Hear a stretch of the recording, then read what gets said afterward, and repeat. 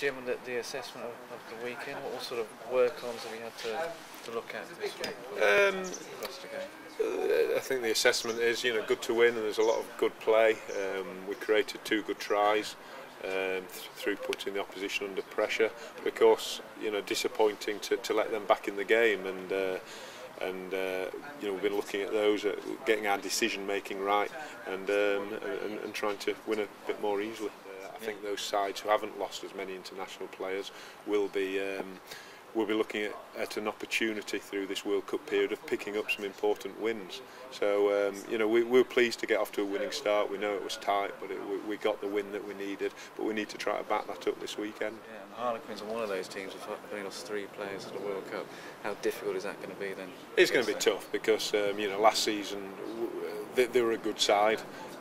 They went on a course, to win out in Munster, playing well, and they've not changed much, as you say. They've not lost many players to the World Cup. The personnel is relatively intact from last year, and the play style of rugby, which hasn't changed much. So it's going to be very, very difficult. But we know on our day we can go there and we can get a win. Right, Ben, just tell us about your first Premiership start. How was it physically and emotionally, mentally?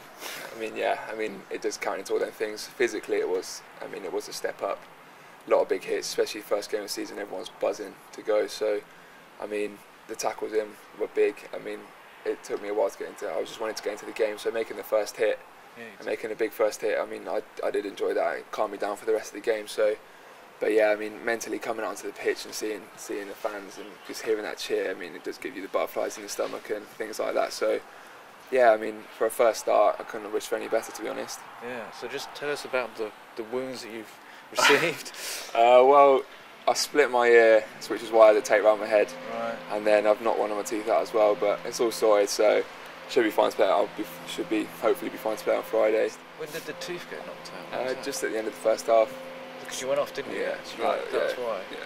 So that's because you looked at your hand. So you were looking at I pulled my gum shield out and my tooth came out, so I thought I better grab that. And then ref told me to get off the pitch. But it's good to go. I was glad I was able to go back out for the second half, and then quickly had to rush off to the dentist after the game. So, but yeah, no, I really enjoyed the game, and it was great to get 4 points on the board and puts us in good stead for this week as well. And just the pace of it as well. How did you find that? From going from academy level up to Wanderers, that's a step up, but that's another step up entirely. But where you've got all your, everyone around you, everyone's a top class player, so you're only focusing on your job, which is the best thing you've got. At lower levels, maybe it's not the same, you're probably working for 2 or 3 people, but to have all 15 players that are top class players is just awesome, so you're just focusing on yourself. But you are blowing at certain points in the game, you're like, just get the ball off the field, but you've always got to keep working hard, because if you don't, then anything can happen, try to get scored and it's on you. So always keep working hard, keep running around.